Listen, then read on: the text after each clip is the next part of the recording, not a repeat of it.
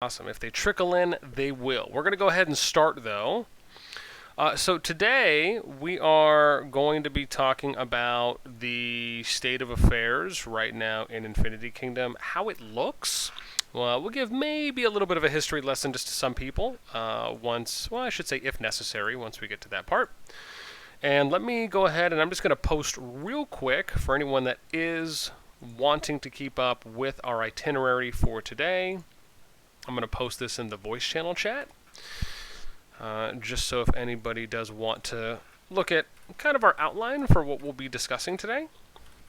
And I'm just going to start off with talking, so again, we're going to kind of, let me give you a little brief history lesson here from like when beta started in IK up until kind of where we're at now, and some of the big things that have changed in the game that some of you, if you didn't play or if you haven't played since kind of early mid beta, you may not know. And then we'll dive into specifically kind of touching on each of those items, right? So the past, and then we'll kind of get to where we're at currently, the future, and then some of the other portions as well that we have in our outline for today. So with the past, right, we start off, and again, I can only really comment on kind of where I started, which was in Server 4. And this was about, I want to say a week and a half after Server 4 opened. Keep in mind the first 8 servers are the beta servers. And then you have the official release on January 28th of 2021 coming out for Server 9. Now, in the past, there were some very interesting things that they were doing, which I actually thought were pretty good. But as we later came to find out, some of the changes that happened, which are pretty big, for those of you who may not know, some of these were intended ultimately to slow the pace of the game down a little bit more, so players were not reaching level 40, max academy tech, in other areas as well, as quickly as they would have been. An example of this is when S4 had recently came out, they had the map layout for capital buildings that were actually giving you building and research speed increases. So some people don't know that they gave you that. Right now you look at them and it's a mortal attack at certain percentage levels, but before you were actually getting one, so there was two big things here. One, you got research and building speed up percentages from capitals, and they also gave out more gold than they give out now. Now these debuffs, if you will, or scale backs, as I mentioned, were really, and keep in mind, when you're working on these things in beta, that's really the time to iron them out, right? It would be worse if they didn't have these things ironed out by the time global release hit for Server 9 on January 28th. But given that they were able to scale these back, again, by taking them away, reducing the gold income that you could get, along with, when we go a little bit farther, right, the next big milestone that occurred was actually right before beta hit. Before global release hit. So this actually happened in Server 8, which was our first, or I should say my first Jumping Project server. One of the big things that happened there, which really changed, I should say it brought the game from an alliance perspective and from a server's development more in line with other kingdom builders. And what happened was that they didn't scale back. What they did is they limited how alliance tech levels increased, along with what you could research within your alliance tech. So before, right, or let me say, how it is now is that you can only research a technology up to your current alliance level, your alliance tech level. Before the change that happened, I want to say about 3 to 4 weeks into Server 8, the way it was before then was that you could research any tech you wanted to up to whatever level you could, right? So the columns would, of course, unlock at the certain alliance levels, but you could take Big Family all the way up to level 10 at that moment, right? So you didn't have to wait for your alliance level to be 10. You could be alliance level 3 and already have big family at 10. You would just research it back to back, right? That was so huge. I mean, you were having alliances at 150 player capacity literally a few weeks into the server. It was ridiculous. I mean, it was awesome that you could do that. And that was essentially the strategy back then, right? Is that you'd invest all your tech into Big Family. Then as it's upgrading, you tell everyone to save their tech. So the moment it finishes, everyone reinvests everything into Big Family. You just keep rinse, washing, and repeating the same process. So you could get to 150 player cap as fast as possible. And because you're doing that, you're then able to develop the other technologies that much faster, right? Because instead of you only having 60 or 70 people that are donating to other techs, you now have 150 people, or up to that are donating to those techs. So you have every other tech that's finishing faster because you have more overall donations that you can do for your alliance per day. So that was one of the big changes that happened just prior to, I should say the second big change that happened just prior to global release hitting. Then, as we fast forward a little bit more, the next big change really came in what I feel, and I want to say this was around 1.4, it was either 1.3 or 1.4, where they made the Contention of Relics change. And not the one where they switched over to the now 3-stage phase that they currently have by splitting up the opening times for relics and relic beast on phase 1, but even before that, where they changed up the way that arcane treasures work, right? So back then, around that time, this was a little shortly after global release, they came out with a patch, or I should say an update, that made it so the amount of because what they did before is they had a flat rate of arcane treasures, right? So it would be like 360 or 450. It was a super high number that they had, and it was just a flat rate of arcane treasures, which are the special tiles that the winning faction can gather the gold from after your Contention of Relics participation phase ends.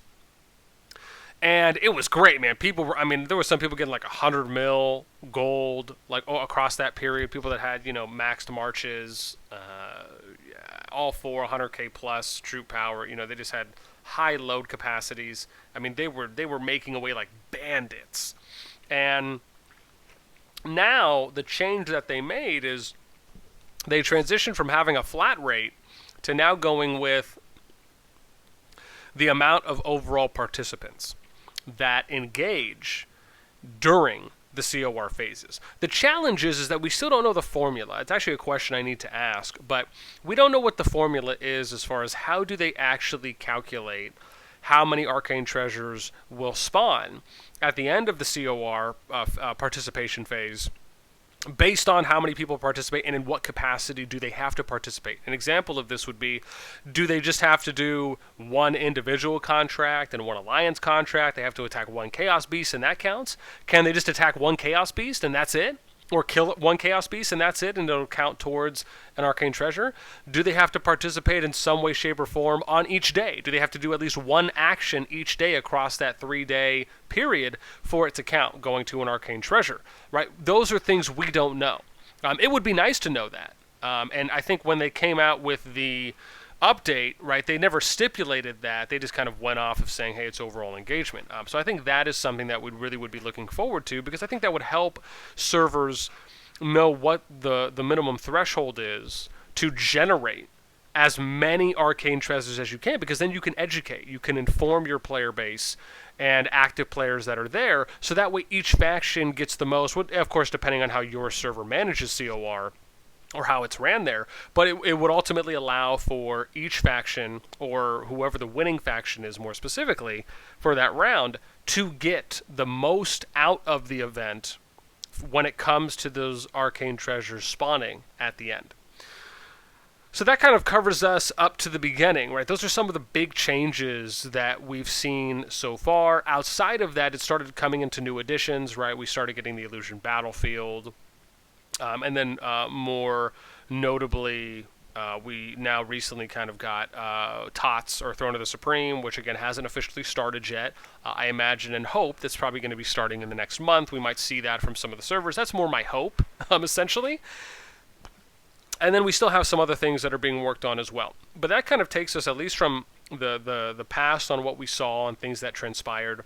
And I don't know if anyone here was around for the IK Love debacle that happened. That was a big thing too as well, when there was a gift code that was released that you could literally repeat and put in multiple times over and over again. There was only speculation on essentially what happened. If it was a disgruntled employee, someone said that there was a mod that made it. I mean, there's stories that are going around. I just thought that it was interesting because from what we heard, there were some people. And again, this is just a speculation at this point from what we heard, is that at the time, and it was fixed pretty quick, but at the time, there were some people that said they knew about it, 24 hours in advance, and or 24 to like 36 hours in advance, and there were some people that got, like 100, 200,000 green gems. I mean, it was great. I think it was like 9 Philosopher Stones, a certain amount of green gems, and I'd have to go back. I actually still have the video. I just have it privatized at the moment. But yeah, it was really interesting when that happened. A lot of people took advantage of that code, and then they fixed it. They did the rollback. So that was kind of like, I mean, if you want to consider that to be arguably the only hurdle or kind of road bump in IK's lifespan thus far, that's probably the only real one, to be honest, and probably the only significant one at that point, even though it was corrected pretty quick after it became public, or I should say widespread. And then from there, right, where we're kind of coming up a little bit more to the present on where we're at now, which is having probably with the next biggest milestone that we've had be the Contention of Legends event.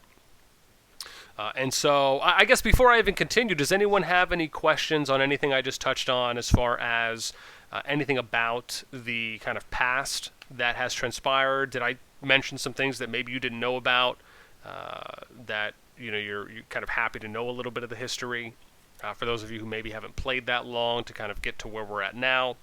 If anyone does, I'll just leave it up there for about a minute, or if anyone has a hand raised, you're more than welcome to. Let me see. I think a few more people have joined. Embla, that's my girl. Ghost, what's up, baby? What's up, Casper? That's my new name. I gotta start calling you. Ben Parle, what's up? Jesse, what's up? Turkle, Stone, Half Moon, Mayan, Deathmaid, what's up? Jim, Godmode, what's up, guys? And one for all for one. That's what it is. Sorry, Deathmaid asked, what about S4 right now? Do I still follow it? I don't. So S4 for me was really more of a staging server. When I first found out about the game, and what's shocking is I can't even remember really how I found out. I want to go with it was a Facebook ad that I saw, and that essentially led me to I think it led me to their Facebook page, and then I thought to myself, okay, let me Google the Discord, and then I found out about the APK link, and that's essentially kind of, from what I can remember, to the best of my knowledge, how I found out about IK. Now, at that time, when I first joined, I got plotted into S4 because it had just recently released. From there, because I had never touched IK before, it was a brand new game to me, but it was a familiar kingdom builder within the genre. My approach was more of, let me learn as much as I can, right? Let me read everything, let me click on everything, let me level the account, let me grind it like I would anything else, and just kind of stumble along to learn as much as I could. I didn't really participate too much in the server's politics or in the server's development, as far as how it went. Let me see. Perry said, no, Perry, I think this might have been before. But to be honest, I don't know if I ever looked at, I can't even remember what Tower of Knowledge looked like back in S4. I don't know if that screenshot is before S4. If it is before S4, then no, I didn't see that. Because I know S1, I know Server 1 was out for, God, I want to say it was like half a year from what I remember someone told me on the timeline before Server 2 came out. And I know we can probably, actually you could probably look at that if I just scroll out. But no, I didn't actually see that. That's wild. And, my thought here is, I will say I love, he's taking no worries. Take care, Ghost. Get some sleep, man. Yeah, I know I started a little bit late, so. Yeah, as far as those though, I do like Tower of Knowledge. I think Tower of Knowledge is very uniquely positioned at the moment, where it has a lot of room for add-ons, for additions to be made as far as new skills coming out. They didn't start off with too many skills, and given that the majority of skills used as far as late game have been epics and elite skills with your purples and golds, it's again, it leaves areas, and you can even tell that based on how many they could probably fit in a row. I mean, based on how Tower of Knowledge looks now, you could probably get away with maybe five. I'd say five skills if they really wanted to push it within one row. So there's a chance that you're going to see more getting added on in the future, just like they did in one of the previous patches. I think it was 1.4, 1.5, where they, or no, I'm sorry, in I think it was 1.3 or 1.4, where they added in some of the new skills. So again, I love their approach to TOK, right? I like how, and this is, I think, just more so on how they do updates in general, right? I think one of the best things that I have really come to enjoy about Infinity Kingdom, and there's a lot, but one of the areas is I like how, and this is kind of related to Immortals and Tower of Knowledge, is I like how they don't do a lot of significant buffs and debuffs. Right, coming from someone who played a lot of League of Legends and competitively to one point on an amateurish level, where almost every update you're having constant champion changes in their stats or skills, and there's a lot of them.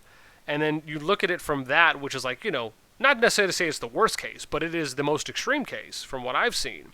And then I look at something like Infinity Kingdom, and they rarely do buffs or debuffs to Immortals in Infinity Kingdom, right? I mean, every update, it might be 1 to 3, right? And they're very minimal, right? It's 5% here, 100 points here, right? They're very minimal changes, balance changes. And I love that. I think that is, in my opinion, an appropriate step to take that doesn't create an aftermath of like a drastic meta shift that you're going to have, like you could probably see in other games that some of you may have played, like myself.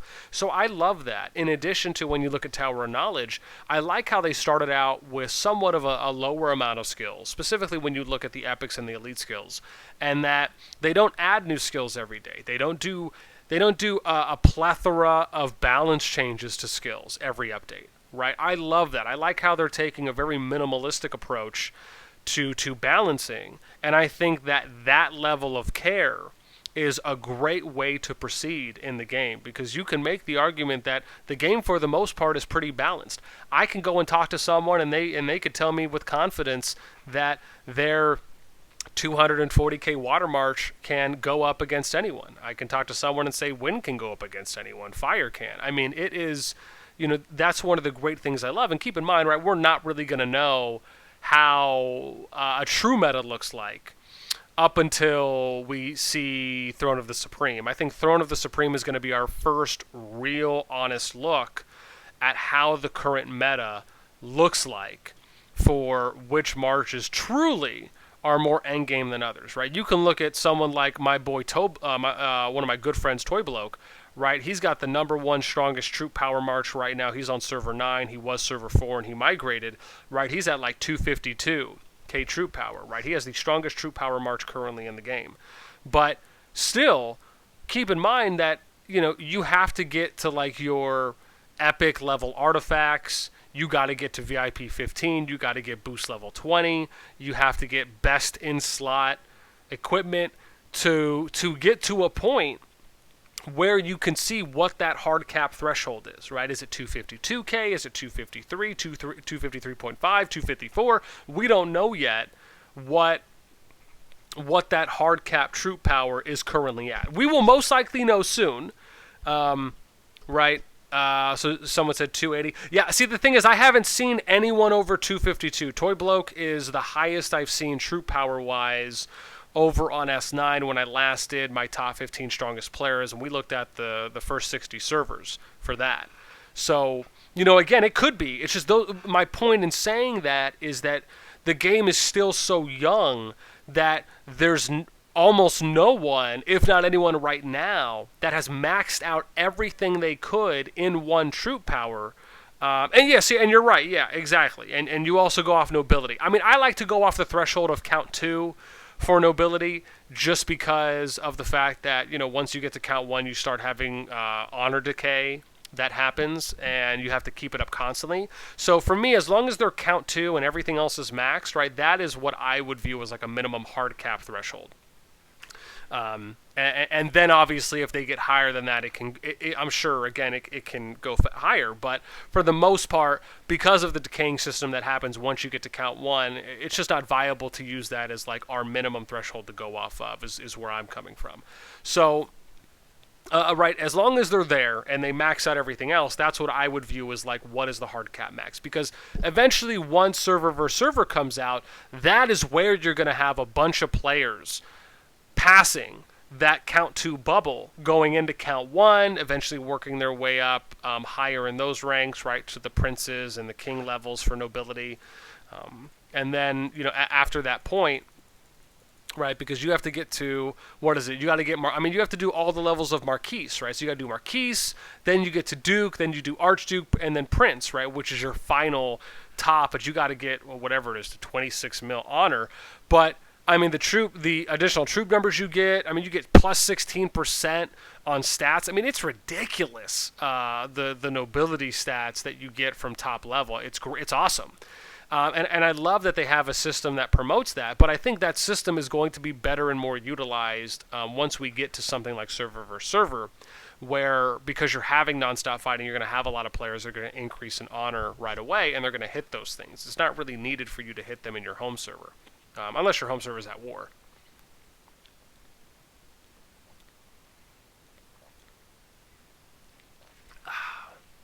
But yeah, so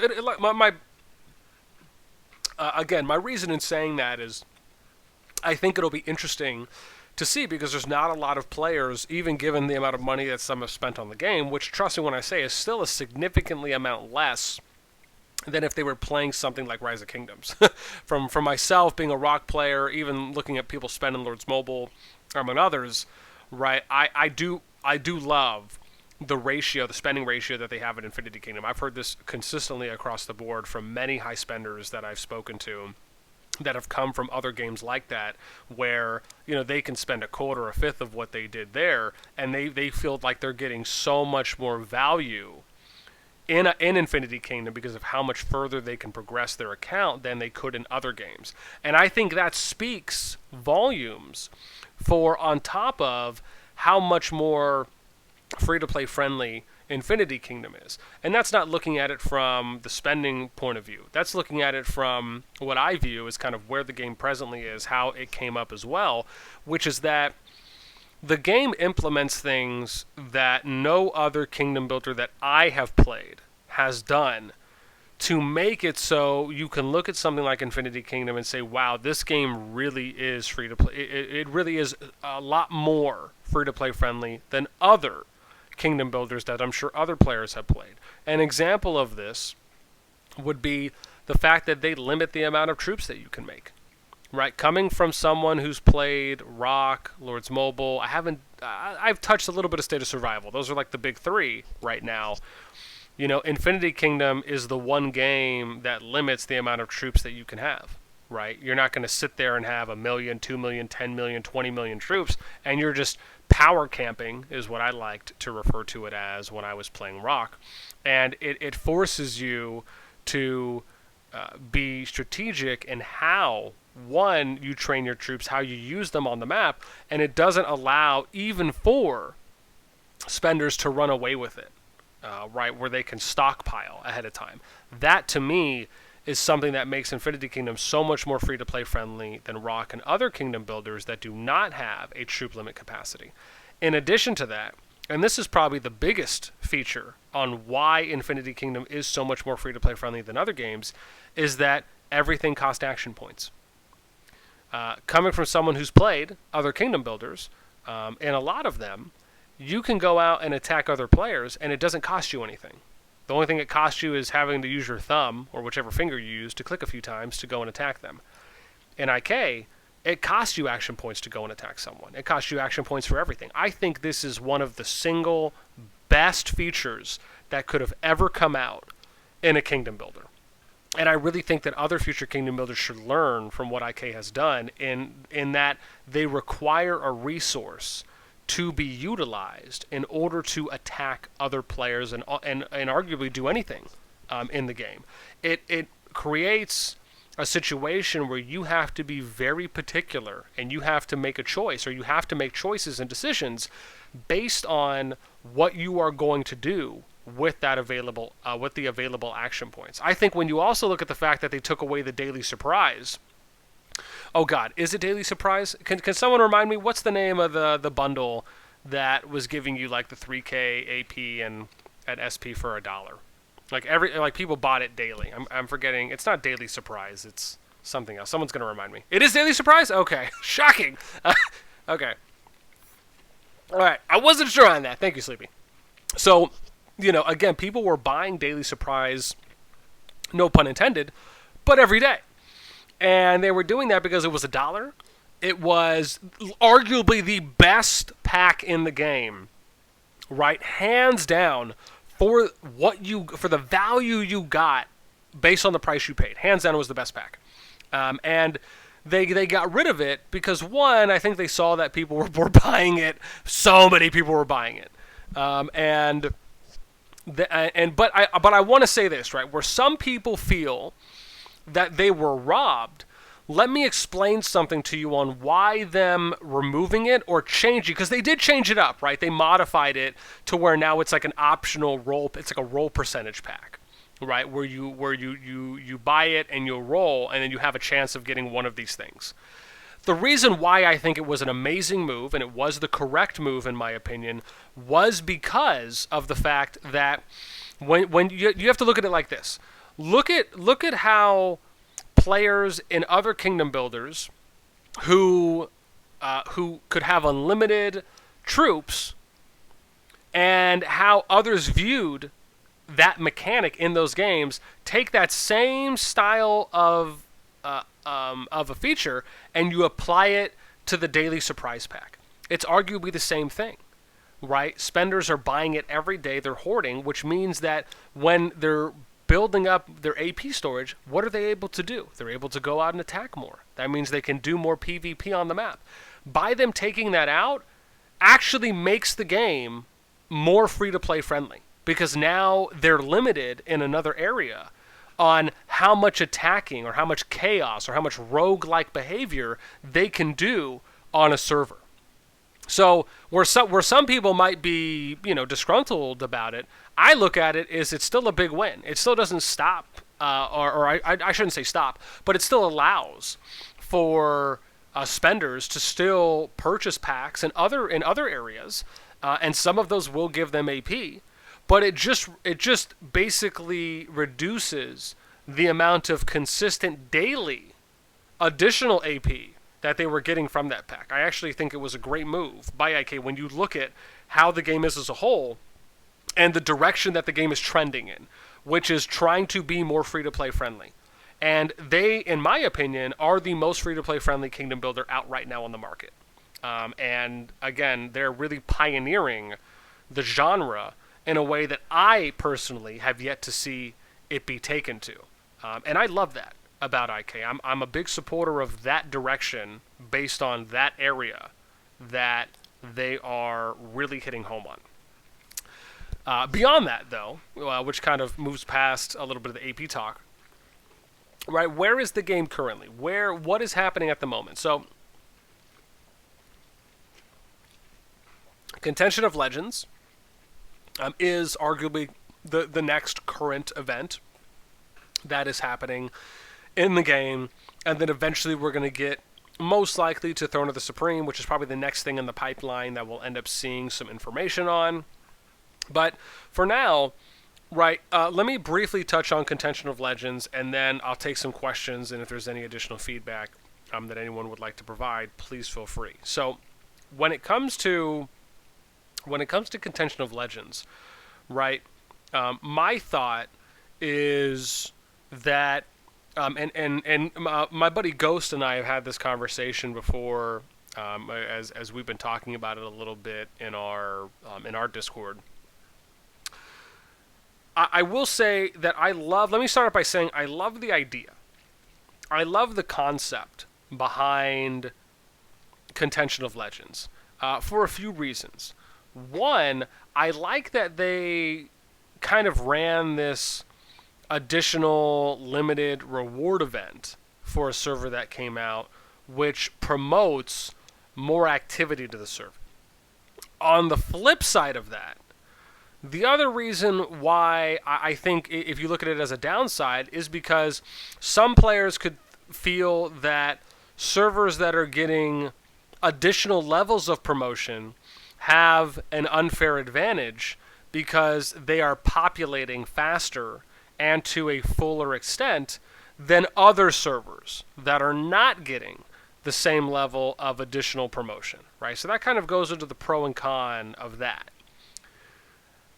Additionally, I like that they thought of using servers as an additional, as a way to kind of do testing. I like the idea of testing out limited event or even specific scenario-based servers.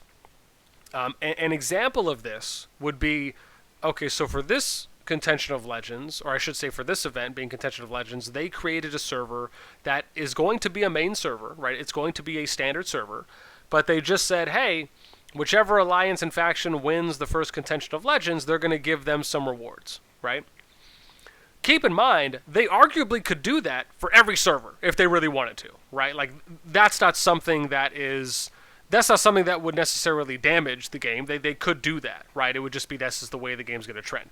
Personally, I don't think they should do that because I think that the way that they have it built right now is a good baseline. I think that might cause a little more harm than not. But I like the idea of them testing. I like the trial and error idea of event servers. And let me take this a step further. Let me give you an example of some types of servers that they could apply the same limited run to in another way. Let's say they came out with a server and they said, hey, for the first 30 days, no one can buy anything. Right? That would be interesting to see a server come out that has a strong free-to-play element in it for the first 30 days.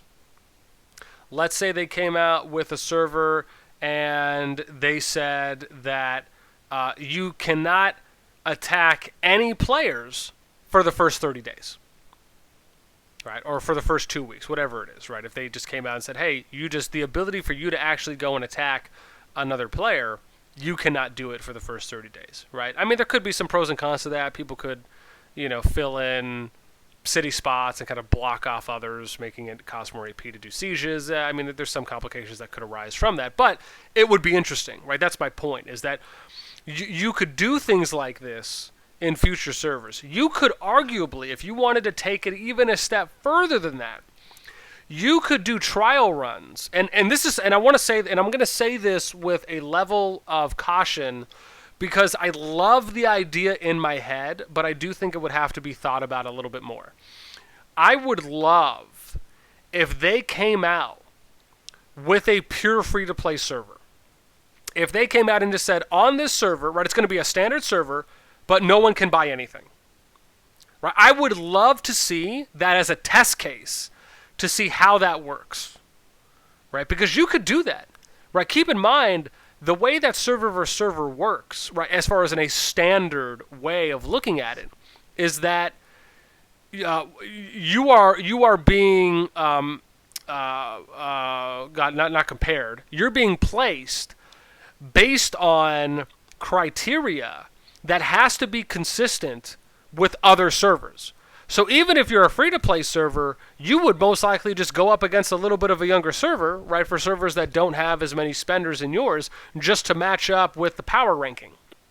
So nothing would change, right, when you're looking at it from an SVS matchup standpoint, at least depending on how IK does their system. If it's anything close to what Rock does, right, which I would imagine it most likely will be, then that's not going to be a problem. But I would love to see that as a test case. I think Kingdom Builders, in my opinion, are really just scratching the surface, right? As far as what they can do, right? Everyone has this idea in their mind that, I shouldn't say everyone, I should say some people have this idea in their mind that the way that servers and kingdoms are established in their own games is the way that the fundamental part of that server or kingdom has to play out for every single new one that is ever going to come out. I would love for them to take this approach, or even if it's just a trial, right? It could be something like what they did with 97, where they said, Norheim 0097 - Contention of Legends. They could do the same thing with a future server and just say free to play only, right? I think that would be amazing for them to test out, right? Because keep in mind, right, you can only fill a server to a certain point. Just because players play in free-to-play servers doesn't mean they're not going to play in other servers, right? It doesn't matter for the most part, because you have a lot of free-to-play players that don't care what servers they play in. And then others, I'm sure, would love to go and try playing in a free-to-play server. It doesn't mean you have to make them all the time, but I would love to see just a test case for one server. The reason why you would never want to do, well, let me scale this back. There are other ways to generate money in these types of games. An example of this would be if you look at like MOBAs, right? Like a League of Legends, a Dota type game, for example, or even like a Counter-Strike, right? What is really popular in that is you look at skins, you look at aesthetics, you look at cosmetics, right? Those things allow for great revenue generation in games. And that's not to say that may necessarily carry over specifically to IK, but you also have things like castle skins. You have emojis. There's other areas that you can create for revenue generation that is not specifically them having to always level their accounts. Again, I personally don't believe it's something that is probably going to be a long-term play, but I bet you over the course of years from now, there is a way, and I believe that. I really believe there's a way that you could make a free-to-play friendly kingdom builder without players being able to pay money for boost or anything, but generate money in other ways. I don't think we're at that point yet where I think games could do that, and I don't see anything wrong, in my opinion, with how the current market and the genre has established itself with the kind of IAPs, or these in-app purchases, where you're basically purchasing to progress your account. I don't think there's anything wrong with that, right? Let me first and foremost say that. But I do think the idea is interesting to think about, even if they just did a test case. Now, in regards, as Jesse said, to the Pioneer servers, yes, the Pioneer servers technically are free to play, but they are not a main server, right? That's really more where I'm coming from, is that if they came out with a main server, and it doesn't even mean they have to promote it, right? I'm not saying promote it at all. Would it be cool if they promoted it? Sure. But even if they didn't, and they just threw a curveball in and said, like, S150 or S123 - free to play only, right? Or no purchases, something like that, right? I think that would be really cool to look at how that server progressed, right? Again, just from a test case perspective on looking at how that server worked out against others, it could give them data. And I think data that no other Kingdom Builder game probably has at the moment. So, anyways, again, just my random thought on that. I just wanted to put it out there. Now, so Deathmade, that's the thing, is that it wouldn't die off, because the way that what I should say, again, and I did mention this earlier, if IK uses a similar system to Rock. Now, the system that Rock uses, let me explain that, right? So for those of you who don't play Rock, if you've never played Rock, or if you've never played games that have a KVK or an SVS in them, the way that you get matched up in these games is it goes based off your top 300 player power, right? So your top 300 player power makes up, and this is your overall player power, right? It makes up what your server's power is. And then what they do is they match you up against other servers that have as close to, if not about the same power. So this is why even if you came out with a free-to-play, even if you came out with like a one-off free-to-play test server, it wouldn't affect anything. Because of the fact that you would not get matched up against a server that is, let's say as an example, let's say your server's 500 million power and theirs is 1 billion, right? You're not going to get matched up against that. You're going to get matched up against a server that is closer in line. Now, the one thing that you could make the argument on is that in a free-to-play server, right, you're most likely going to go up against a server that could have a few people that are just a lot stronger, right? They could have a few spenders there. Like, for example, your average power base could be stronger than the server you're going up against, but that the other server could have a few players that just have such a stronger true power than anyone from your server does.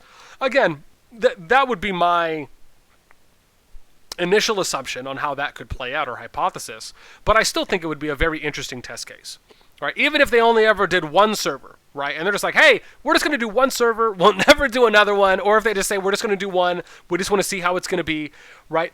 I just think it would be interesting because I don't believe that any other kingdom builder has ever done, I don't believe any other successful kingdom builder, let me preface that, has ever done a test case server like that.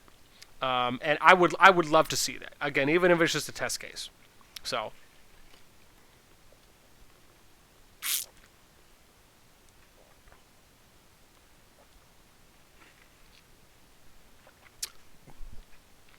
anyways, though, with that being said, let me progress a little farther here now to Contention of Legends, right? Let me touch on Contention of Legends. Or sorry, let me continue touching on Contention of Legends as I was trying to. Let me get to the next thing. So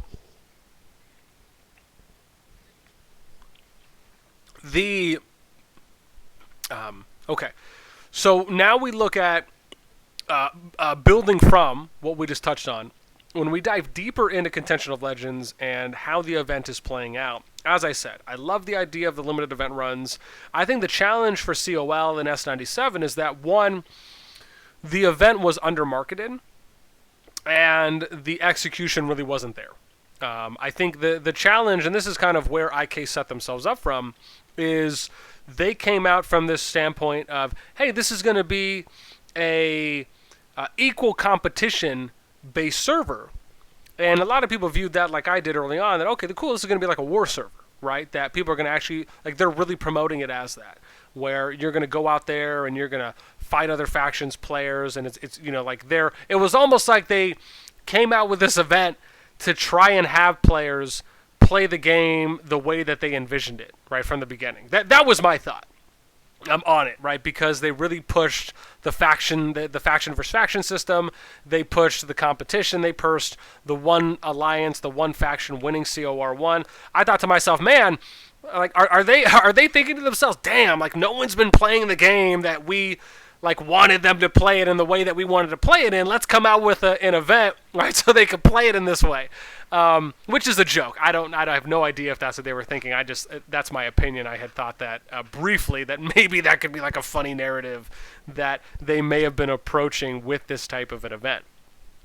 Beyond that, though, as I said, I love the event. I just think that the amount of marketing, the way they marketed it, and then the execution just fell short. But the concept and the idea, I thought, in its nativity, is great. But now you see kind of how COL is going, which is that, Red is basically taking over. And I showed this, I think, in my video yesterday that I had put out yesterday afternoon, talking about how COL is progressing. And I'll probably do more of a specific video to cover S97 in a more focused way than touching on it briefly in the video I did. And so I think because of where it's going, the new influx of players, right, I think, like I said, COL right now in 97 is really just most likely going to end up being a Red victory, and then I'm sure one of the top two alliances will take the win there.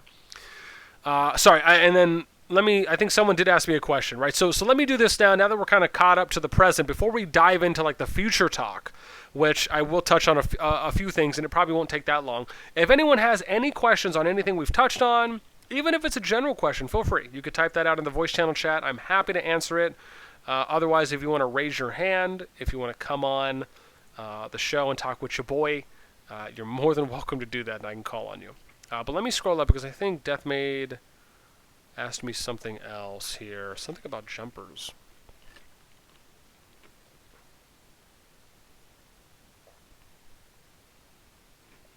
Oh, yes, here we go. So Deathmaid said, what do you think of the jumper stop in the new server? So I did touch on this in my video yesterday. Okay, let me get some Waterboy H2O Agua there. Okay. So as far as what do I think about them stopping the jumpers, personally, what I will say is I just don't see it as necessary overall. Again, that's my opinion on it, mainly because when I look at how other kingdom builders reacted, or I should say didn't react, to new regions coming on board with their game, from my understanding, at least for the time I played Rock, I don't ever remember them disabling jumpers when they opened up the game to new regions. I don't know if they ever did that for Lords Mobile, though I only played Lords Mobile about a year. And I never even tried jumping in Lords Mobile, so I'm not familiar with that scene. For SOS, I know that you can jump, and I didn't play SOS long enough to know the history there. So at least at the moment, I can really only go off of Rock up to a certain point. What I will say is that, right, keep in mind, and this is a point that I touched on yesterday in my video, is that when new servers come out, you're having new players that are getting populated into those servers. When you compare that with just more new players that are coming in from another region, regardless of where they're coming from, they are still just new players. It can to some, I would imagine, almost look like a coddling of sorts, as though the devs are trying to protect them. They might be showing some favoritism to them so they can try and have a good initial experience, right? Again, these are my speculative thoughts on what are some reasons on why they would have turned it off, or why they would have disabled it. Because if you think about it logically, it actually would have been better for them to leave it on, right? Because it would have gone more in line with what they wanted out of S97. If you wanted S97 to be more competitive, you should have left it on, right? Because then you would have allowed players to come into S97 that could have actually gave Red, maybe early on, a little bit more of a run for their money, rather than you do it the other way. In addition, if they keep in mind, like there's so many layers to this, where you could go down one spider web and say, well, maybe the reason they turned it off and the reason why they didn't market it is because they didn't want NA and EU players to gather and to prepare ahead of time to give them a run for their money. So does that mean that they, deliberately gave red and green and the new regions coming in a little bit of an advantage, right? And it was just too much of an advantage where, it just didn't really live up to what, or I should say how they promoted the event and how it publicly looked to other people based on how they promoted it? I mean, again, there's a lot of rabbit holes you can dive down with speculation. What I will say for my thoughts, and this is based on what I have seen in trending servers and other kingdom builders, is that there just isn't a need. I just don't think at the end of the day there really is a need to turn off the ability for jumpers to go to new servers, because I just don't think it's going to change more or less anything about a new player experience. And I touched on this, and actually I showed this a little bit in the video yesterday, where I actually showed one of my, there was a nice guy in S98 who linked me some resources on Naver, which is I think a Korean or Asian based website that acts like a forum blog, and there were a couple posts I showed off in the video I did yesterday that were translated to English, where you had some players from the new regions that came over that were complaining. They were some people. There was a thread titled "Sub-Abnormal Account" or "Subnormal Account" showed up here, and they were complaining about it. And there was another post that came out about. Or actually, I can't remember if I did show that or not. But there was another post about an actual moderator or someone that typed in somewhat of an official worded capacity about they're looking into it and that they've temporarily disabled these things, right? So based on how that post was worded, unless it was a copy-paste, which it could have been from an in-game ticket that they sent out, right? Some players just freaked out and they just complained, and then you could go down that rabbit hole of, okay, well, did they complain enough? And because you either had a few people complaining or however many, right, did it lead to something, did it lead to something like that? Again, those things we don't know. Right, again, all of that really at this point I think is just speculation. There's no way of knowing if that factored into anything. But what I will say is I thought it was interesting to read an article from players on their sides. And keep in mind, right, that doesn't mean that embodies every single new player that's coming in from their region. There's players from NA and other areas as well that you will see have those same levels of complaints when it comes to how they view jumpers. I think that's just a common denominator. That's just a trend. It doesn't matter where you're from. If you're a new player and you just don't know about jumpers, there is a chance you can share that same similar perspective on how you feel about those types of players or those accounts coming into a new server. My consensus overall, and again, this is just my opinion for how I feel based on my level of knowledge and experience I have playing Kingdom Builders, is that I, for one, think it would have been better for them to leave it open, because I think it would have allowed for more healthy competition to generate in the server, and it would have actually been more of a win, because I also think people would have spent more money. And then two, I also think that if they left it open, I just don't think it would have changed anything at the end of the day, right? I think three, so what some people have said, and this is the third, I guess, and kind of last point, some people have said that the reason that they closed it off was because the servers were being overpopulated. My viewpoint, though, but then I've also heard conflicting reports that the way that servers open up are based on interval times, right? So it's like a set interval time. And we can probably discern that as well based on how we see servers being released, right, from the Facebook post, right? When you look at it publicly, you can see, okay, well, servers are pretty consistently released 2 to 3 days, right, at around this time every day.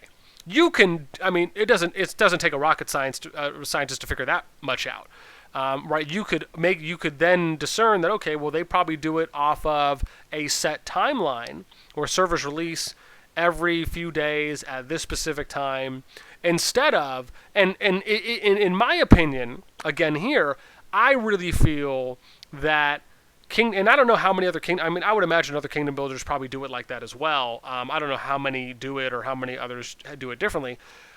But my view there is I really feel that that these types of games should do it based on how many new players are filling a server. And the reason I say that is because if you do it that way, it'll be consistent across the board. When you do it based off of a set day and time, it's always going to be inconsistent, right? You could have one server that generates 20,000 new players and another server that generates 40,000. You have no way of knowing, one, because that information isn't public, right? You would only see that on the back end. And then two, that in itself could create some servers to have a little bit more of a disadvantage or advantage going into their SVSs, right? Which then can have later after effects of whether or not those servers can perform as well as others can in their SVS. And then in addition to that, will players leave those servers if they have a disadvantage and that disadvantage plays out, right, where they don't have as much of an equal opportunity to compete with other servers that have less players rather than other servers who have more? So there's a lot of long-lasting and trickle effects that happen even after the newest server comes out and then the new influx of players stop coming into your server. that's why I personally, and that really just touches a little bit of it. I could dive into that conversation for a full day to tell you every reason why I feel that servers should, the only time a new server should come out should be based on when a server's player capacity hits a certain threshold, right? That's my view on it, because I think there's a lot more pros than there are cons when you do it that way. Now, if they fill servers up to, let's say, 40,000, 50,000, and then they have a new server come out, that's great. Whatever the number is, that's my view on it, because I think that's just a better way of going about filling a server up before a new server comes out, instead of just always doing it based on a certain timeline that you're looking, or an interval, consistent interval timeline. Now, I don't know how much extra work that takes on the back end. I'm not a coder, I'm not a programmer, I don't know anything about that. What I'm specifically saying is from the point of view from how long I've been playing Kingdom Builders, to know when you're trying to create as equal of a field across the board to be consistent for the game that you're putting out, or for when new servers come out in your game. And again, those are just my thoughts on that. Sorry, let me scroll down. Hopefully that answered the question, though, even though I probably did a little bit of a ramble.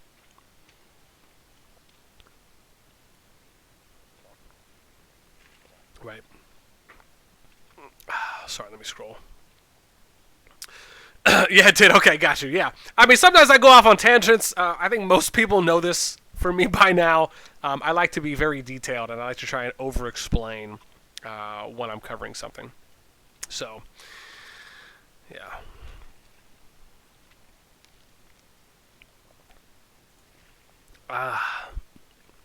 Kalari, what's up?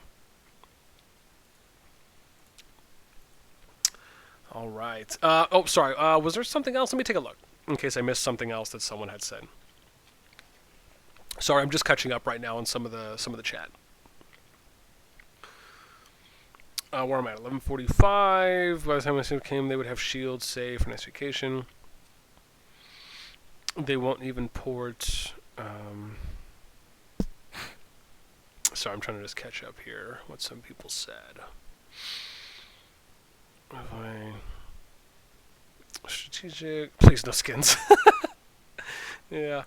I will say this. I love, and I don't know how anyone else feels about this. I love the skins. Like, when they come out with a new seasonal skin, does anyone else here really love how their skins are animated? How they'll do like a 2 or 3 second little graphical animation? From my time playing Rock, they never did that. Right? They came out with static skins, and they eventually came out with like these GIF emojis, like these animated emojis. But I love the fact that IK has been doing this since day one. In my opinion, I love the skins. I love the animated skins, and I love the animated emojis.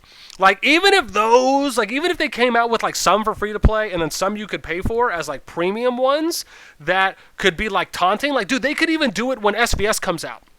Right? When SBS comes out, they could do something where they provide you with like taunting, like just in your face battle animated like premium skins, some that you can buy, some that you can win. Dude, that would be sick. Right? If I could have a skin that says "get it," you know, or if I could have a skin that says like "GG no re," right, and it was just like a funny or like a probably in more of an emoji in that regard. Right, but I mean, even if they had like a skin, right, that was like an Ice Cube skin that says like "I'll ice you," I mean, whatever it is, right? Like, I just think there's so much potential on what they could do with skins and the animated skins and emojis, right? I love that. I mean, for me, I think it's one of the best things that they can do, and they can probably make some money off of those two as well if they come out with more premium ones. But I love that.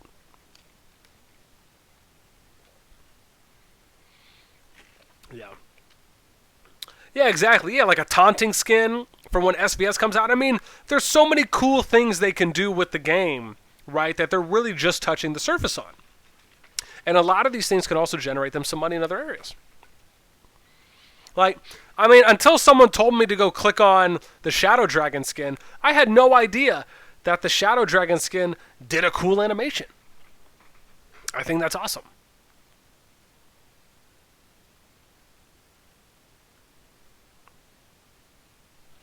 So, Yeah, no, exactly. Yeah, like your troops are different when you get the Shadow Dragon skin. They're like purple. Yeah, they remind me of the AI from the last season of Sword Art Online, where they were in that new world and like you had all the players that were jumping in and they kind of had that similar purple armor that they were running. It actually kind of reminded me of that a little bit, hilariously enough. Okay, sorry, let me catch up here on some more before we kind of get to some of the future talk, because I do need to get over to my...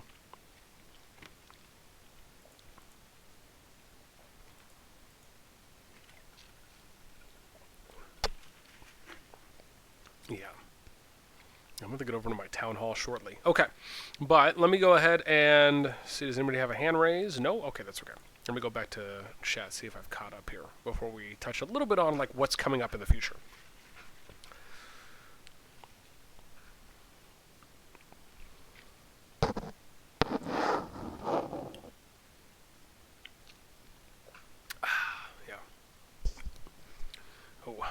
Oh, Turkles, I think you mean a level 8 jumper.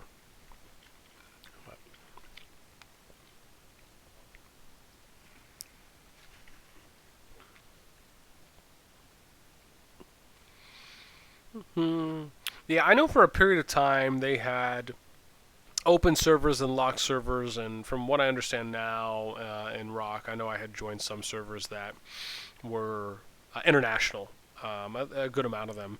As well. I know for a period of time they did lock them though. I don't know if they've done it again recently. No. You could be level 8. So to go to or sorry, is it yeah.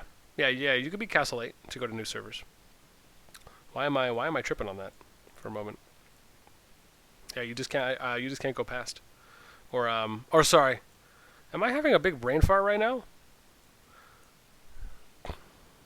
It is 8, right? Why am I second guessing myself? Yeah. You can be you could be Castle. You can have everything at 8, and then go. I think it's only once you get to 9.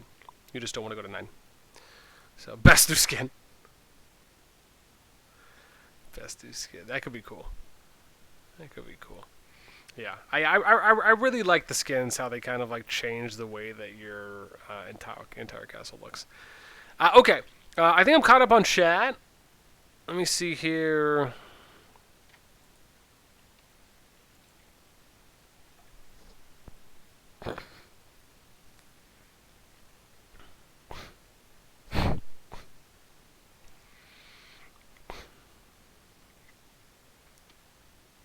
Yeah.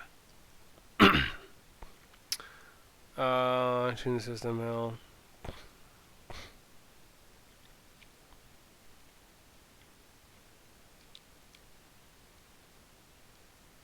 None of these chats are about mechanics and increased strategies. Red rum. Yeah. Hopefully, eventually, they're red rum. Yeah, I'm hoping I'll actually do somewhat. I have a video in the works that'll eventually talk about some of those things.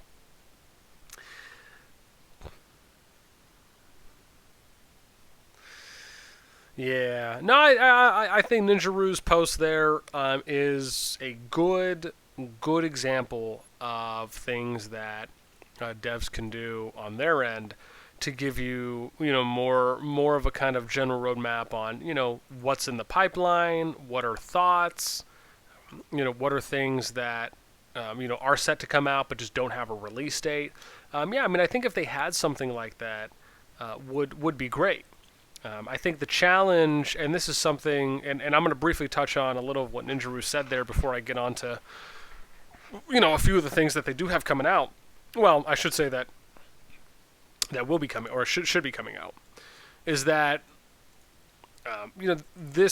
the sentiment there on what Ninjaru said on, how people have, how some, right, can have little patience, especially when the future is not clear, for some. An example of that would be something that we experienced on, or I should say that I experienced in arguably my first 2 jumps in IK, my first 2 projects in IK.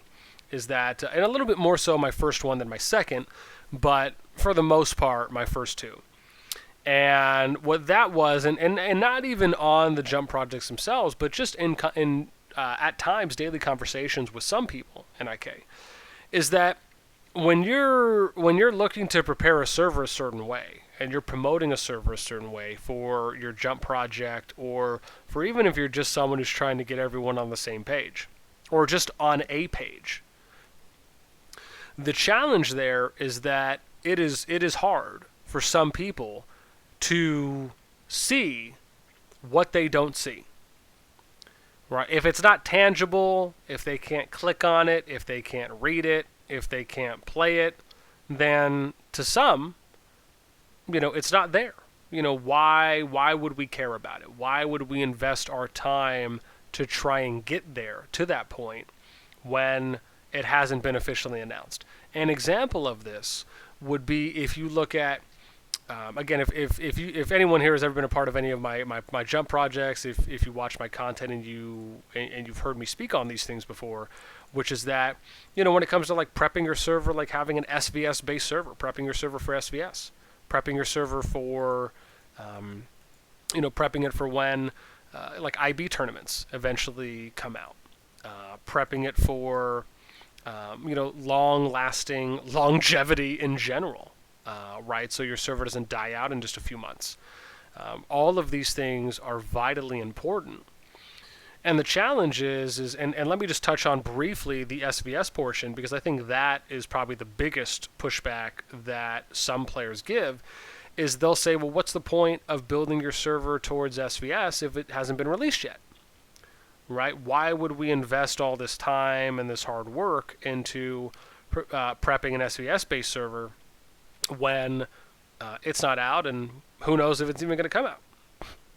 And the challenge is that when you think like that on the unknowns, right, it most likely comes, my viewpoint on that is it comes probably from one main thing, which is that you probably have never played an SVS or a KVK before in another Kingdom Builder. Adding on to that, you probably haven't played SVSs or KVK variants in more than two or more Kingdom Builders. My belief is pretty simple. If you're someone who's researched or you've played multiple Kingdom Builders and you have seen a trend in them, and you're able to discern trends between them, one of these trends is that successful Kingdom Builders will eventually come out with SVSs or KVKs. It has happened for every single successful Kingdom Builder that I've seen, and I'm sure even for some that I haven't seen or played. When you can discern trends, you can see where the level of investment can be made when a new game comes out that has potential. Infinity Kingdom is one of those newer Kingdom Builders that has potential. I mean, I've been preaching this since I first started playing the game.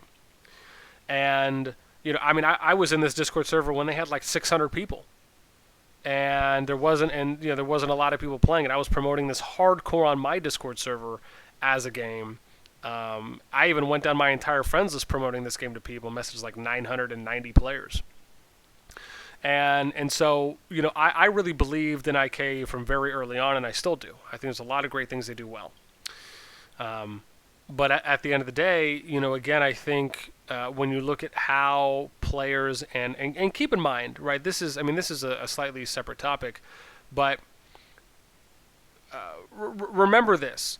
Not every single player has the same level of knowledge and experience that another player has.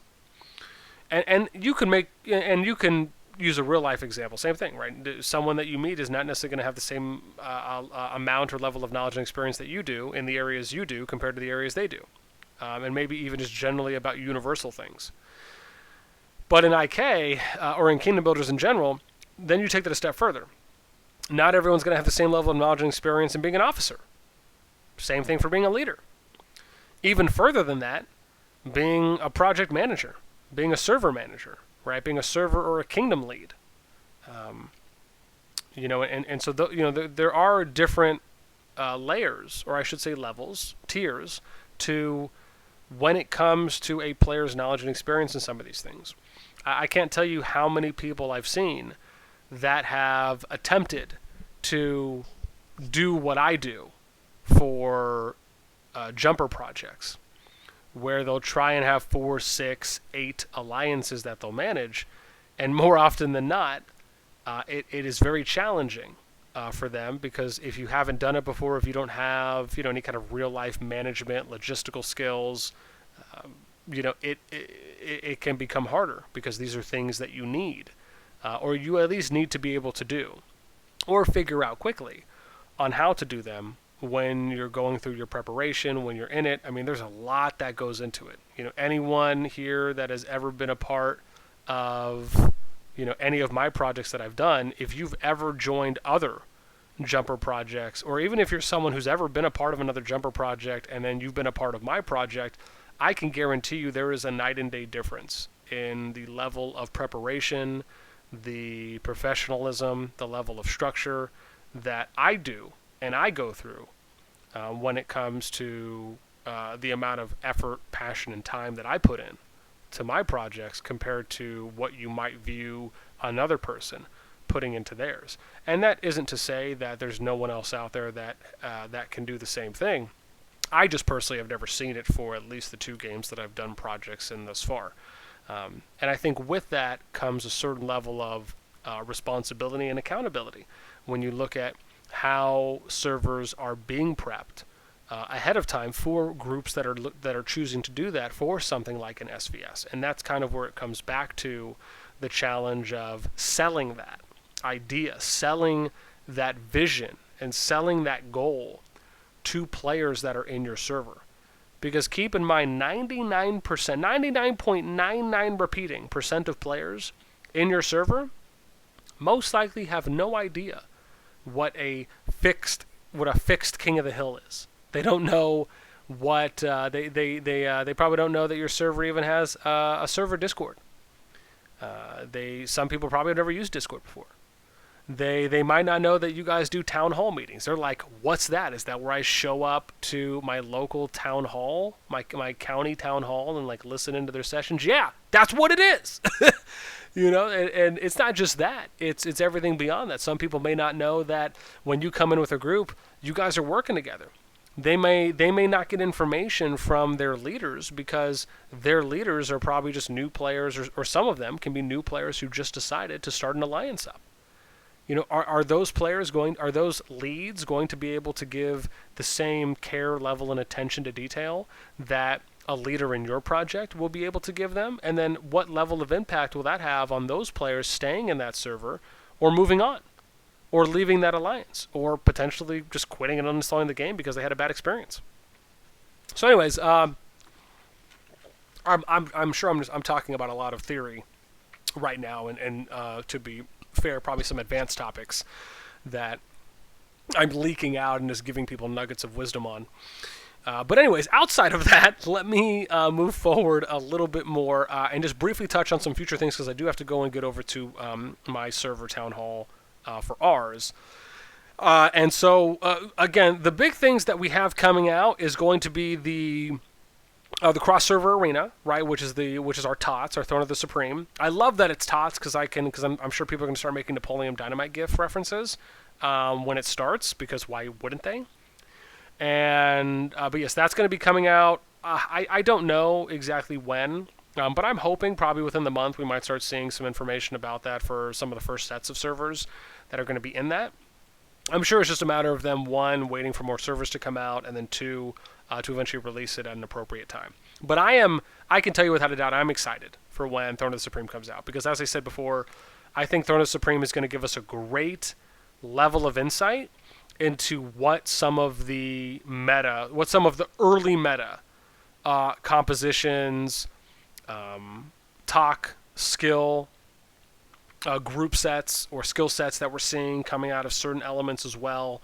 I think there's just going to be a lot of amazing data, a lot of great content that we're going to be able to get out of TOTS when that starts. So at least I, for one, am extremely looking forward to it, and I'm probably going to try and cover multiple blocks of TOTS when it does come out as well. And then the second thing is, and I want to say this publicly because I know I have a few times already, is that keep in mind, server versus server is coming out, right?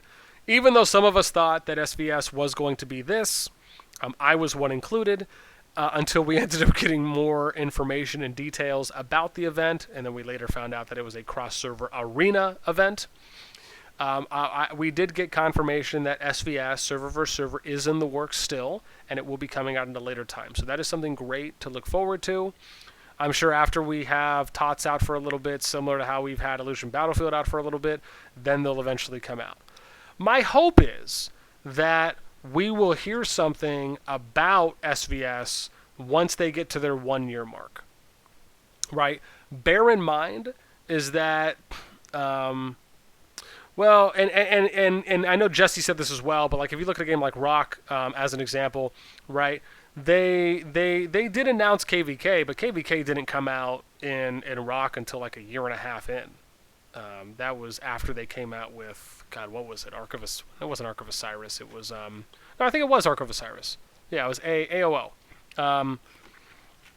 So you had their Arch of Osiris, which is like our Illusion Battlefield, came out first. And then they had KVK, which came out about a year and a half after. I'm hoping that it's not going to take that long, that they'll give us at least an inkling, a tingling around the 1 year mark. Because keep in mind, they did that for the 6-month anniversary, right? They did a big reveal on things that they have in the pipeline, things that are coming out. So I'm hoping that once TOTS is able to settle in, then we can go and look at SVS coming out next, right? And if they can try and have it out, right, with, I would say around that 1 year mark, I think that would be great, and it would be, I think that would be exactly what they need. If they can try and target it to at least give us a big update around the 1 year mark. If it doesn't come out by then, at least give us a big update on when it will come out, right, and some specific details by the 1 year mark. I think that is the goal that a lot of us would be hoping for at the moment. But those are the two next big things that we have in the pipeline. So I'm really excited for when those come out, and it still gives us a lot to look forward to. And even more than that, I'm hoping for anyone here that watched my new suggestions video on new features to be added to the game, that in itself is probably the third thing that gives me a lot of potential excitement for when it comes to the 1.7 update, is that if they're able to give us a little bit more quality of life. I think that given that we've been getting new features, we've been getting feature adjustments, I think the next big thing that they need to do in 1.7, and I think they have plenty of time to do it now, at worst case 1.8, but I would love 1.7, is for them to really focus on more quality of life things in the game. Because there's like I said before, there's a lot of great things that this game can still touch on that other kingdom builders have never done before. And I really think there's a great window of opportunity for IK to expand on what they have already been doing well and do it better. So anyways, that kind of covers my spiel, if you will. I'm gonna leave this up for a few more minutes in case anyone has any questions. If you do, please feel free. You can ask now in the voice channel chat, or if you want to raise your hand, I can try to call on you as well for anyone that would like to come on. Otherwise, I'll hang out for a few more. If anyone has any questions on anything I've touched on, even if it's something not that I touched on, you're more than welcome to ask while you still have me here for a few.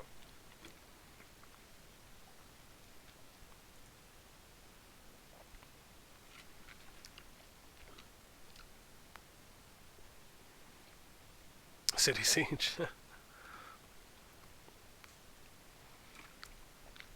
Yeah, Steal the Rock KVK event. Or the format. I mean, I will say this. There's parts about the Rock format I like, where you have I like the idea of the 8 server or the 8 kingdom format, kind of starting out as a free-for-all. I actually do like that, regardless of who runs it. I think it is, I think it's a good format. I think it gives you enough servers or kingdoms that are going up against each other, so there's enough action. And especially in IK, where you're going to need a lot of action if you want players to be able to climb the honor boards. Because keep in mind, Rock doesn't have some kind of way that gives you rewards for going and PvPing people, right? IK does. I think that's one of the great differences about it. But if you want people to be able to climb up the honor boards, you have to give them enough targets. So I think even if they went with some kind of an 8-server system, which I think they most likely will be based on what we're seeing from TOTS, because Stone of the Supreme is using an 8-server cluster as well, or an 8-server grouping. So I think that foundation piece is already there. Beyond that, though, like I said, I think they can do things differently. Again, there's a chance you're not going to have gated zones like you do in Rock. I still think it would be cool if they came out with a new map, even if it's just, slightly different on terrain. As long as it's a specific map for SVS, that for me is the big thing. I just like the idea of going.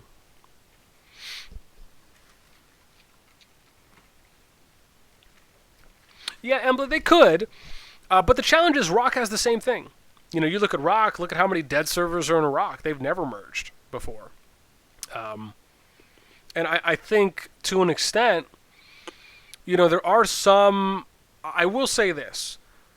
There are actually a lot of pros to having dead servers in the game. Because dead servers actually, in their own right, present a great opportunity for a select group of people. I'll probably go into that in detail in another video. But for anyone here who has never utilized or taken advantage of dead servers before, you may not know how you could actually do that. But I will say that dead servers at times can actually provide an amazing opportunity for some people. For some groups of people. It just has to be kind of the right time kind of a situation.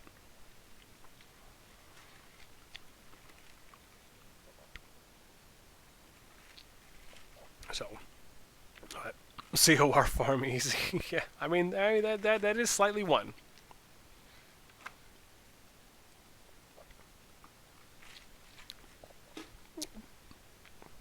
Yeah. I'm just not a fan of server merges. I think server merges will I think some people think of server merges as being a good thing because it brings in more general activity.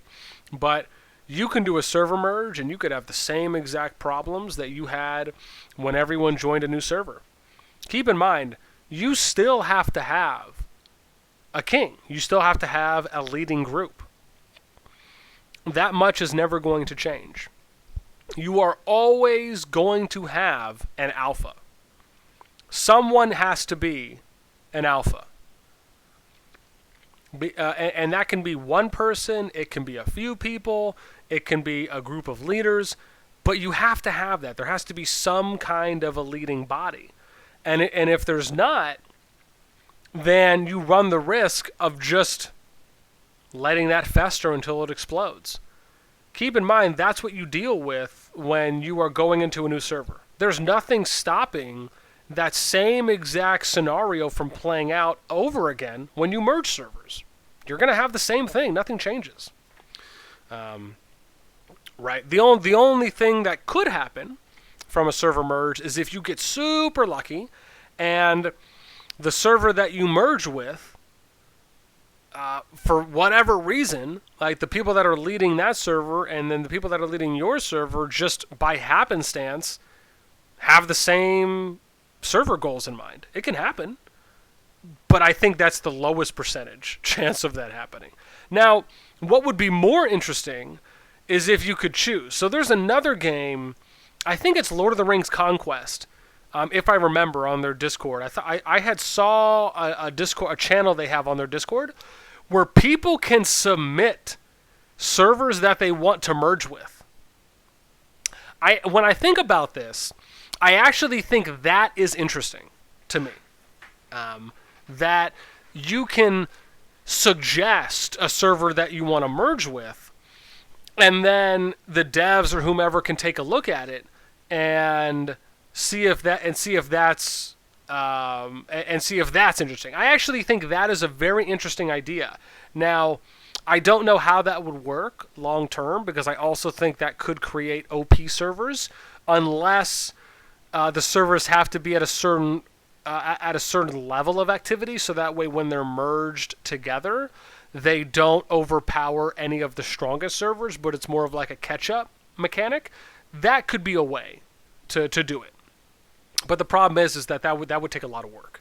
Again, keep in mind, because IK does not already implement a server merging system, the assumption is that they would probably have to create one from scratch, right? And this is just coming from someone who doesn't know anything about programming, right? I'm just looking at what is the bare minimum. If you don't have something that exists, you either have to create it or you have to modify something, but it still takes work and resources away from everything else the game is doing. Right now, I'm just not generally a fan of server mergers, but if you were able to create a system that allowed for servers to, keep in mind though, right? And there's a few things that play in here, is that if you merge servers, right? Sorry, oops, someone asked something else.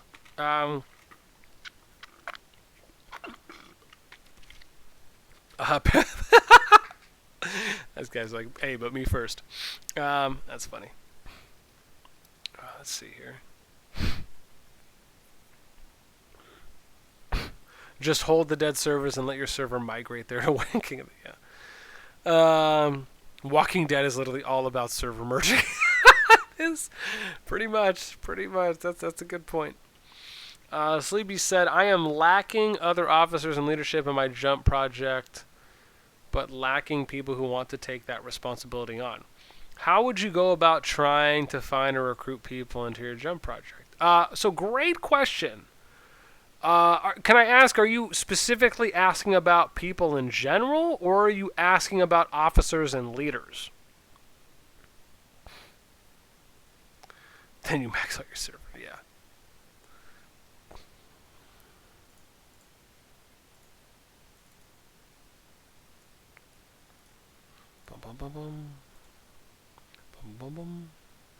Okay, you're asking about how to find officers and leaders. Okay, so what I will say here, and just to give you an example, right? I had two of my leaders that have been with me now for 2 projects. And one of them being Embla, who's in here. She's absolutely fantastic, and she has a lot of experience in Rock as well, coming from over there. My other one was Ghost, who was in here shortly for a while. They were both with me in S36. They came over with me in S79, and so far S79 has arguably been everything that I have been aiming to achieve in a jump project. And obviously you need a good team to do that, right? There is no iron team. You're never going to get those things done by yourself. As much as I spent as many hours as I did on my own investing and pouring my finger joints and Jimmy Neutron brain blast moments and writing up policies and doing the majority of the recruiting or the bulk of the recruiting myself, you still can only get so far. And so I effortlessly agree that you need a good team around you of people. More specifically, you need a team of people around you that truly believe in what you believe. There's no point in just recruiting an officer or bringing a leader on that tells you that, oh, hey, I have a lot of experience. I have done this before. You're not going to need to worry about me. I can easily handle an alliance. You truly want to make sure that it is a good fit.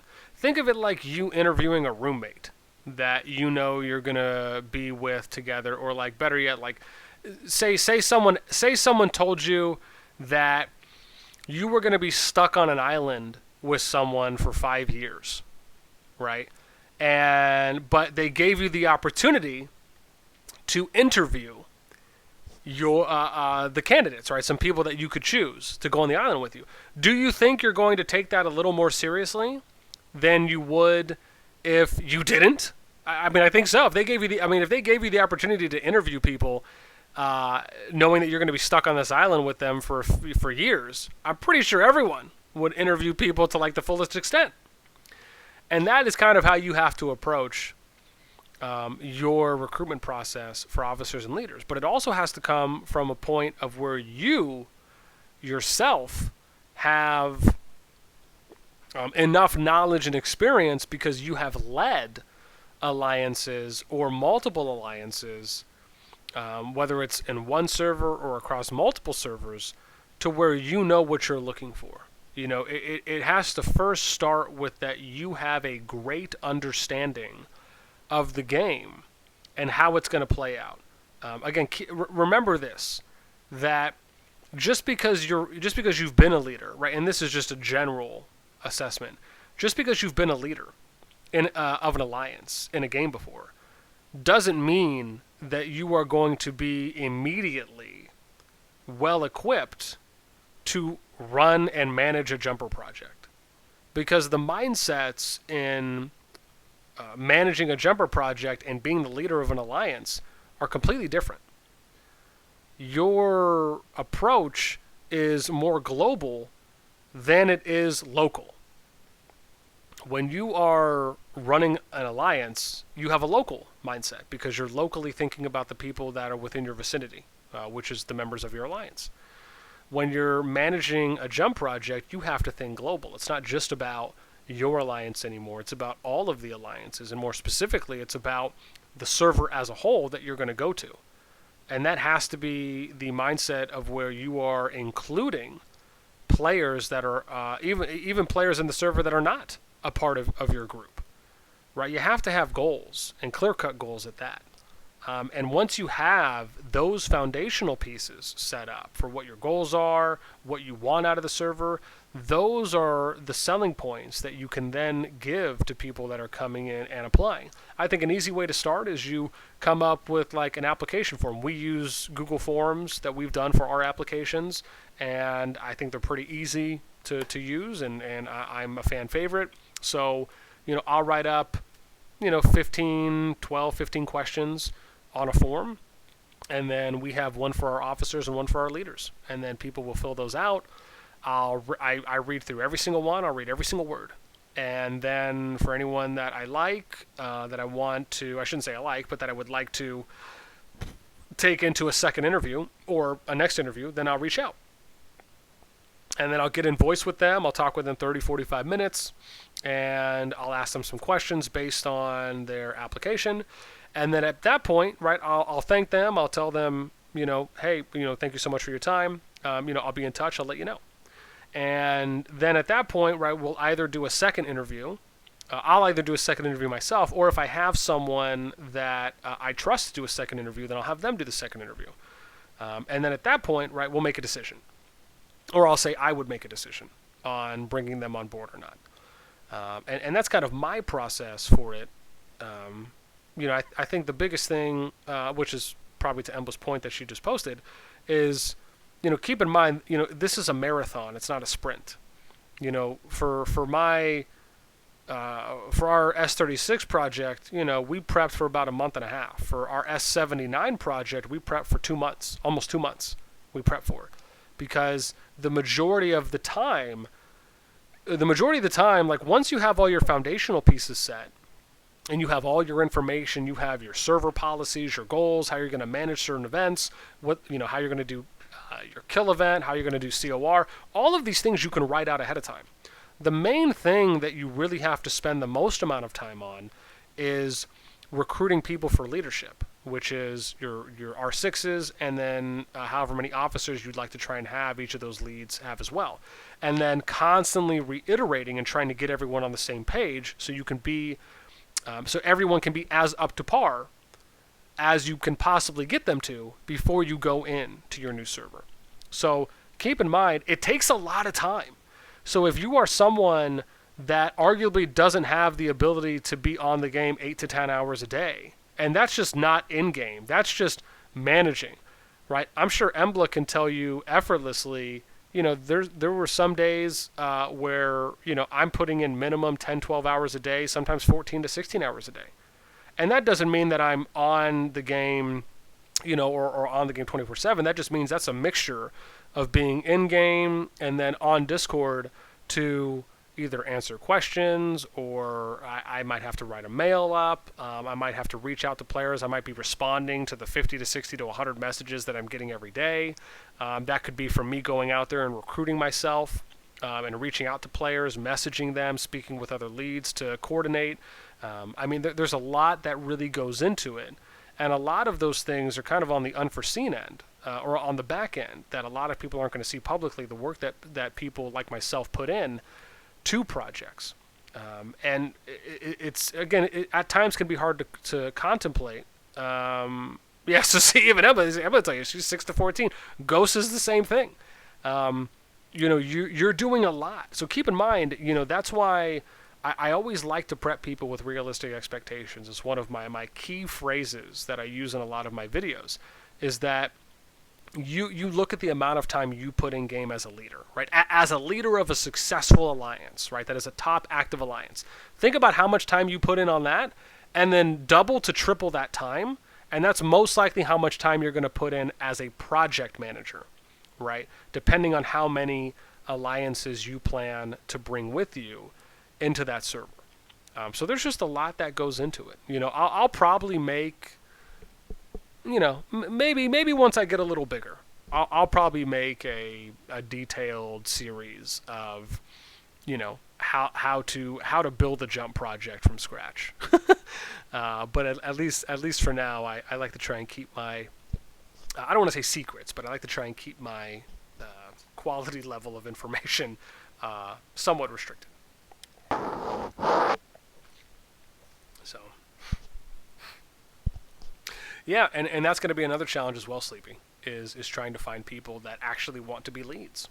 I think that the best thing is, again, like what we did is, we made a channel, and that channel just said, like, jump positions. And if anybody, and then I would just send out and add everyone mail every other day.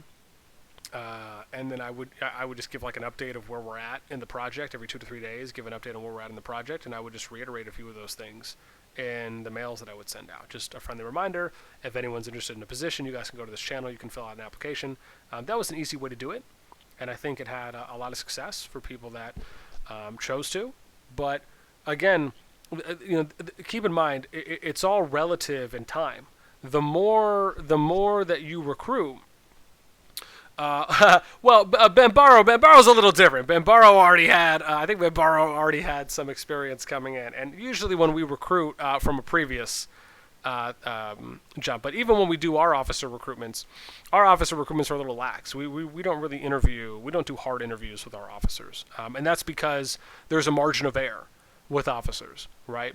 You can't delete an alliance as an officer, right? There's certain restrictions that you have and limited actions that you can do as an officer versus being a leader. So the way that we approach officers is more of on a probationary period. So and again, we never told any of the officers that they were going to go through interviews, right? The only people that ever knew they were going through interviews was the leads, was the R6s. So with officers, right, it was always approached on a probationary period, where if it just didn't work out, then that's okay. It wasn't a good fit for you, might not have been a good fit for that lead, right? They can always move on or just put you back as an R4 or a lower rank. And we did that because we wanted there to be that open-ended flexibility, where leads didn't feel locked in and officers didn't feel locked in to have to perform, because a lot of it comes down to how much time you have as well. I mean, Embla, I'm sure, can tell you some of the amount of times that some of her officers put in to theirs, Benbarro being one of them. Probably puts in however much time a day he does as an officer. So, again, these are realistic expectations that people have to have. I mean, you could almost make the argument that playing a kingdom builder in a successful server, in a successful alliance, is like a second job. Because to an extent, it really is. I mean, that's one of the reasons why I preach about these things so much, because there's so much that goes into these games that the 99.99% of the player base has no idea. Hey, team no sleep. Hey, so yeah, get it, girl, get it, girl. Take her to the floor. Show her how you roll. Drop it low. Drop it low. No, if anyone knows what movie that's from, I'll give you 10 points. No, seriously, fantastic movie. Does anyone know what that line's from? It's an amazing movie. Turgles is like cringe. 10-10. Hey. Oh, man, no guesses? No one knows what line that... Oh, God, it's one of my favorite lines. It's from a Disney movie. I think it's from a Disney movie. It might be Pixar, actually. I'll have to Google it. Clerks now. It is from Rio, the animated movie about birds. So it's a fantastic movie. But, yeah, that's the line that... oh, God, It's Jamie Foxx, and it's the line that will.i.am sings in it when they're on the trolley. and Raphael's trying to set the mood. It's okay. For anyone here that doesn't watch animated kids movies, I got 2 little girls, so a lot of it happens. Jalen Raps. Yeah. But anyways, great line. I will give you guys some of those every once in a while. Anyways, outside of that, I think that's just the big thing. And I know we're kind of getting off on a tangent here because we're kind of transitioning a little bit more to the jumping conversation, but didn't notice the song. It's more of a line. I don't know if I would say it's really a song. It's just more of a random line that he kind of started off with in the scene. But if you Google it, it's fantastic. Oh, gosh. Next case about Disney kids movies, yeah. Sorry to digress the podcast. You're fine. The pay is a lot. Happy members. Yeah, I think Emba's point is pretty spot on. You know, in these games, in these games, a lot of it is about social. It's a social game, right?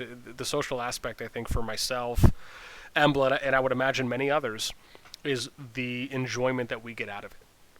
And, you know, if I didn't have an opportunity to host shows like this, if I didn't have a chance to do server town halls for our server in 79 to engage with players. I mean, we do management meetings with our officers and our leads. We do council meetings, which is just with our leads. I mean, you know, we do a lot of stuff that you could argue kind of mirrors like a well-ran company. And, you know, you have to keep in mind, even though, yeah, we're all spending our free time doing this, and everyone is pretty much operating in a volunteer capacity, this is fun for a lot of us. You know, we enjoy that to where it's not a job. I mean, I can tell you one of the best servers, one of the best kingdoms I was ever in was one that was, I shouldn't say best, let me rephrase. One of the most attended town hall servers I was ever in was in one kingdom that I built when I was doing a jump project there in Rock. Is that we had a kingdom there. I think it was my second or third project. It was wild, man. I'm talking, we were getting like 70 to 95 people a week showing up to our town halls. Like, it was a ridiculous amount of engagement. And I can tell you, man, it was so saucy. It was, oh my God, I'm talking, it was that great, just, that bacon cheddar. It was, man, it was creme de la creme. When you got to see that many people showing up to a freaking weekly meeting, man, that gives you all the hype that you need. Like, that fills you up with a level of appreciation, a level of even more fulfillment that you had that many people that cared. And of course that had the time availability, because that's always the main part, right? If they're able to actually make it or not. But the fact that many people showed up on a weekly basis, I mean, we had that going for weeks straight. It was amazing to see, in my opinion. That is hard to do. And IB, well, keep in mind, IB is a little more limited because IB, right, you only got 40 people, right? If you're doing a server town hall, that's every player in your server that could attend, right? You have a bigger pool, a bigger player pool to pull from. So I'm just more so talking as far as people that want to come and listen in. And even in ours, you know, for 79, I think we probably average, as far as like on the consistent weeks, I mean, it could be like 20 to 40, and maybe 25 to 35, give or take, which, again, isn't bad. But, you know, the main thing is that people average. My Mech Warrior Online server is like 230 people we arrange in teams based on if the 12 people like each other or not, and it just works, yeah. And don't get me wrong, that's great. I mean, you know, usually when server versus servers or KVKs come out, you're always going to have more people that are going to be online and willing to do voice than they would in a regular capacity, because there's more of an immediate goal. There's more immediate next steps in those cases, right? A lot of the town halls that we do, keep in mind, especially when you're in a server that has no war, right? I mean, we basically eliminated any chance for resistance or war in our server for probably in the first 2 weeks, which is great because it allows for you to start diving into the more min-maxing, the 100% return on investment development portion of what you're going into your server with. And when you can get that, it's amazing. But some of the meetings, for some people, can at times be monotonous because a lot of it is you're just kind of giving updates on, what's happening then and there. And I think at times you can probably transition it. Maybe you do every 2 weeks to not do it every week. But I think in the beginning, it is important to do it every week. And then you can kind of transition and kind of adapt it based on what's happening in the server. Eventually, as more features come out with, TOTS, once that gets rolling in addition to SVS, right, I think there will be more reasons to hold them more consistently, in my opinion. But outside of that, yeah, it's great stuff. Anyways, I'm sure I went off on another tangent, if not a few there. I think I'm finally caught up, though. I do hope that it helped answer the question. Oh, God, sorry. Sleepy said, you should live stream these podcasts on Twitch for this game or something. I guess I could as well. I never really thought... I guess I could, simulcast it to there while I'm hosting it here on this one. I actually didn't think about that before. Maybe I may consider doing that in the future. Yeah, because then I can have a visual as well. Yeah, we'll see. So possibly once that, possibly maybe if we do it next week or the week after, because usually I just do it on YouTube. I have a Twitch account as well, but I think trying to kind of grow in one base over another is a little easier at the moment. With that being said, guys, look, I am about an hour and 46 minutes in. Wow, was not anticipating for this to be that long. I feel bad because I totally missed out on the server town hall that I know I was meant to do, and people were like, where are you? You're not showing up. So I'm going to have to see, because I know we also have our... I know we have a management meeting coming up soon. Yeah. So yeah, we'll have to see. I might have to postpone the server town hall, shockingly enough. Not that it's anyone's fault. I just probably should have left like 15 minutes ago. But again, outside of that, I think that is probably going to cut it off for me now. Heading tile. Yeah, so I'll probably go ahead. Don't leave us. Need to hear those decibel levels. Yeah, I'll probably cut out, though, for now. Again, I appreciate everyone who tuned in, and I know we ended up kind of peaking at about 25, 26, which was nice to see this week. I know probably because we just started the show a little bit later. I imagine that probably had a little bit of an impact. But nevertheless, very nice to see as many of you show up as you do. I know we have a lot of consistent players that do show up, or I should say people that show up anytime we are doing these on our Tuesday sessions. So awesome, very much appreciate. And hopefully, once we come out, whether it's going to be next week or the week after, and we do our next one, we can definitely make sure to be on time as well. So that way there's just no delays. But again, I hope everyone enjoyed the conversation. I am happy that we ended up having some good engagement this week as well from questions that were asked. I hope some of you found some of my explanations and answers to be suitable.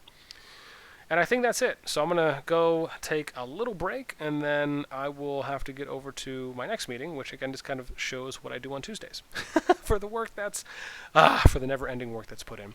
All right, I'm going to go ahead and sign off. I will go ahead and work on uploading this video, and then I will post it back here in the voice channel chat probably in a couple hours. So again, thanks everyone, and hope you have a good rest of your morning, afternoon, or evening, wherever you may be. Take care.